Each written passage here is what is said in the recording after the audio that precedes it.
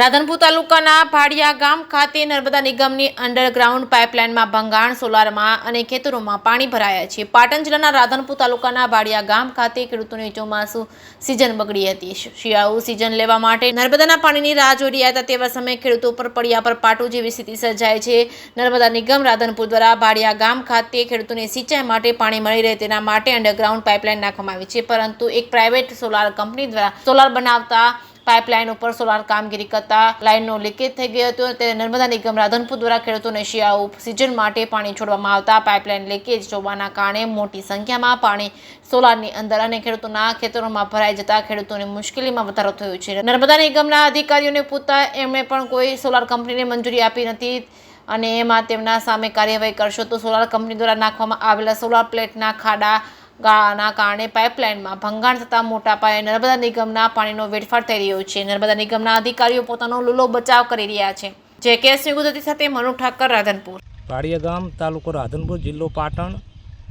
કેનાલની પાઇપનું પાણી અમારા ખેતરમાં ભરી ગયેલું છે અને છતાં જાણ 3 દિવસથી કરેલી છે. હજુ સુધી કોઈ કામકાજ લીધું નથી અને આજ રાત્રે પાછું આવીને ખેતર ભરી ગયેલું છે પાણીનું. જાણ છતાં કોઈ કામકાજ કરેલ નથી. કઈ આ લાઈન છે, કઈ કેનાલની? ભાડિયા નર્મદા નિગમ.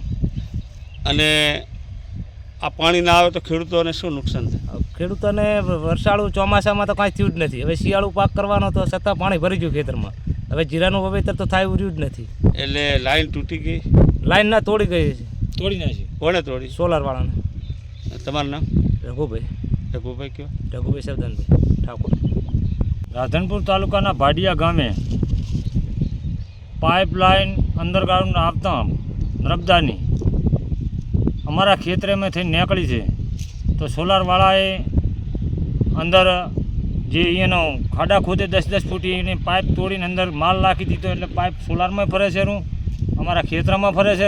અમારે એક તો સિઝન હતી નહીં, વરહાળામાં કાંઈ લીધું નહીં. અને અત્યારે અમારે આ વાવેતર જીરું કાલે લાવીને મેં મૂક્યું હતું, જીરું વાવવાનું હતું. એના ઠકાણે 3 દાડાથી પાણી આવે છે. સોલારવાળાને કાંસા પણ સોલારવાળા કોઈ ધ્યાન દેતા નથી. એની બળજબરીથી આ બધું કરી રહ્યા છે. અમારો 10 ફૂટ આ બંધ ઓલી વાંકા અમારો પથરો છે. અમારી સરહદ હદી એટલે છે, છતાં એણે આટલે બંધ તોડી નાખે છે. કેનાલનું પાણી આમાં છોડી દે છે. અમારે કેવી રીતે જીવવું?